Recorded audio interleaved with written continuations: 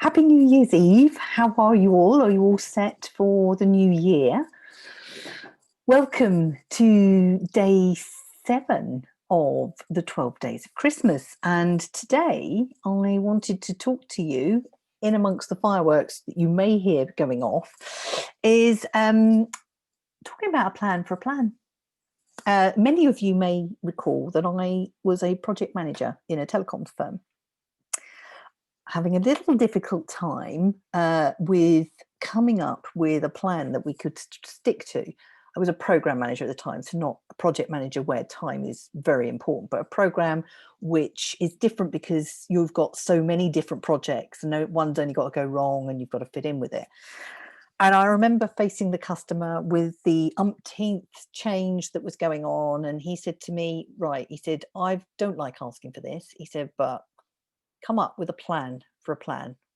He said, that way, at least we know we're working towards something. And it was like, oops, what do you mean a plan for a plan? And he said, I know you can't give me a date right now because there's too many moving parts to this program. He said, but what you can do is tell me the planning when you will have a date. And that's always resonated with me because sometimes you need to think about what it is you want to do. So if you're planning on starting your New Year's resolution tomorrow, the 1st of January, stop. Don't do it. Remove the pressure. It doesn't work. Plan. Spend the first two months, 6 weeks planning for what you're going to do, because there's much more to it than meets the eye. First of all, you've got to be in the right mindset to be able to carry out what it is you want to do.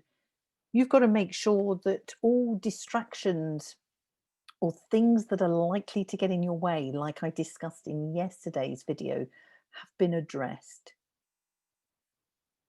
Certainly here in the UK, we're coming into the deepest part of winter. Our ancestors understood this was still a time to rest and recover, recuperate. Even nature isn't out right now. So avoid putting yourself under pressure, release that, and just know that what you can do is just plan for the plan when you will go and start your New Year's resolution. I know it sounds very counterintuitive, but trust me, the effort you put in now will really reap rewards for you later. You'll be in a much better space. You'll be more enthusiastic. The nights will be getting lighter. You'll be more likely to succeed. So what do I mean? So if you're planning to start a diet, and let's face it, that's one of the most common ones, that and exercise. Okay, so what are you going to do? How are you going to do this? What foods are you going to include in your new regime?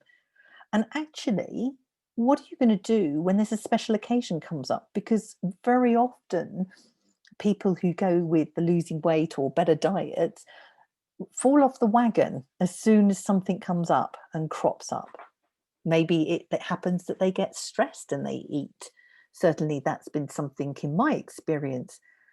But you can plan for those. If you didn't watch day 6 of my 12 days of Christmas, I recommend you do, because it's so important for your success. If you're going to start exercising, be sensible about this. Don't imagine you're suddenly just going to go 3 times a week when you've not been in years. No, start with something really small. And one of the things I talk about on my Be More You program, which is about making real long-lasting change, is make them so small that you cannot fail. I attended a training course a while back and they were talking about if it takes you more than 15 or 20 minutes a week, don't bother. Break it down. It's so small. There's no way you can't do it. If you manage to get that done and you're still feeling buoyant, then by all means do the next thing. But do not make it your commitment to doing it straight off. Just make them really, really small, particularly when you are making a big, big change. We all expect too much of ourselves. and it's not sustainable because the rest of our life doesn't move.